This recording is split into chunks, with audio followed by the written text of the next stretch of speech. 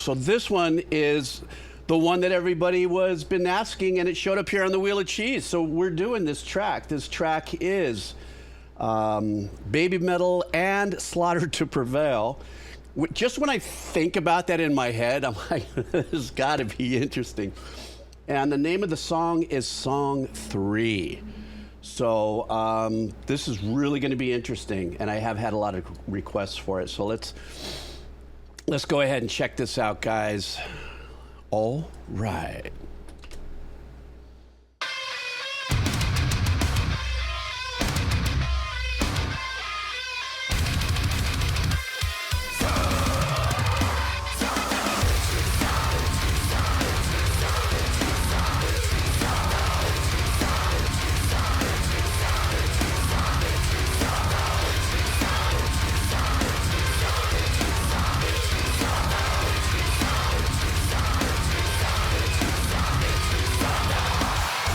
Jeez. Wow, what a trip.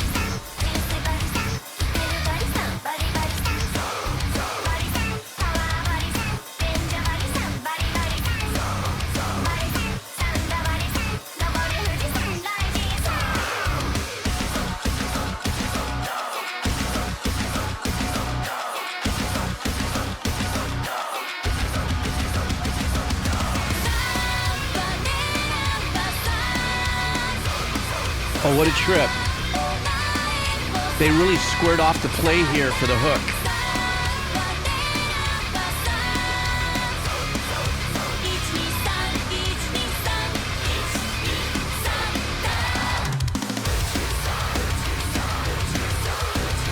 So I guess this is where like more of the Slaughter to Prevail take over here with the vocals.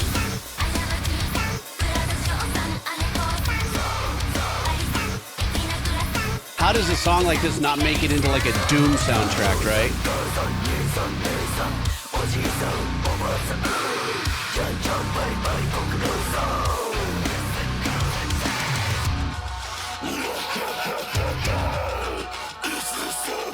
Oh, I love what's going on in the back there.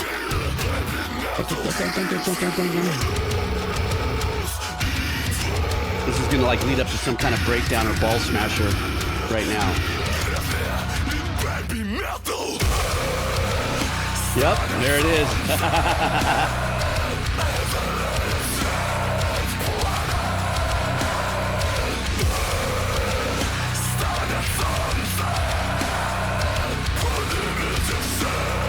It's incredible.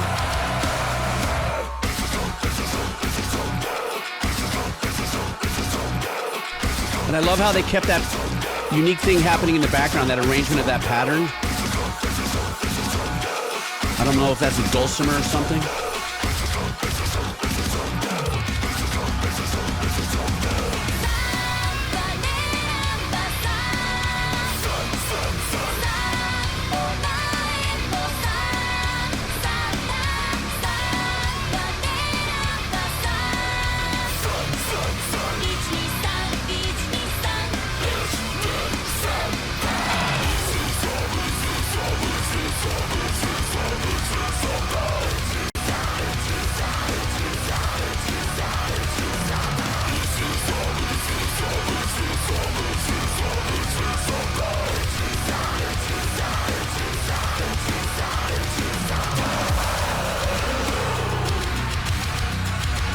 God, this is a great part of the riff.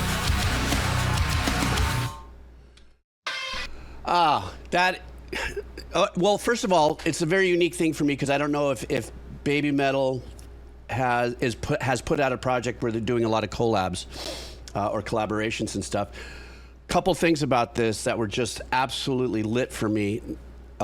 First thing is that the riffage, the dark heaviness is being played by Slaughter to Prevail. Is what I would consider a safe pattern, just to get you hammered in there. But the drummer is absolutely crushing it and just keeping that grind in, taking it into different directions, even though that riff pattern, excuse me, it's kind of got a straightforward vibe to it. Dark, gnarly, metalcore, everything. Alex the Terrible's voice is just what did we say? Guitar tones also are really sick, but here's something that I noticed that was really cool. So when we had the baby metal part of the performance come in, especially in the hook, what I thought was really super unique in the production choice is that when they came in with their hook, everything kind of squared off a little bit. So I think the drums went back to boom pa boom pa boom pa boom pa, so that the melody that they're singing really stands out and speaks to their audience. They're known for obviously certain kind of melodic type of composition. So it was kind of whoever did the producing on this, it just felt like it was a really solid tip of the hat, saying, okay, they're going to come here and they're going to handle the hook. In between it all, Slaughter to Prevail was just hammering away. And that other thing that I said earlier, which was, I don't know what that pattern was, if it was like a EDM-y dulcimer that they introduced when right before that really gnarly cut time, cut time. I guess it's called the breakdown or something like that. I loved how they kind of pulled us in with that, like kind of in a thread in a hurricane, because that's what it kind of felt like. The rest of the music was a hurricane, but that little sound kind of pulls you through and keeps you in there. And then even as it broke down, they kept that pattern in there. So, geez. And also, I'm looking at this. Was released 4 days ago, and this is like 1.9 million views. So a lot of people must dig this. And so, yeah, this is badass. I actually heard also this track. One of the botanical specialists at a place where I hang out, very unassuming guy. You know, he's a botanical specialist, but he's like, dude, did you hear the Slaughter and Prevail, the baby metal thing? I was going, whoa, easy, dude. And then he went back in and he was like fully chilling out with his hibiscus and, you know, doing his gardening stuff. But he's like, I loved it. I loved it. What a dichotomy, right? You know, he's putting beautiful little flowers, but in his headsets, he's like, so.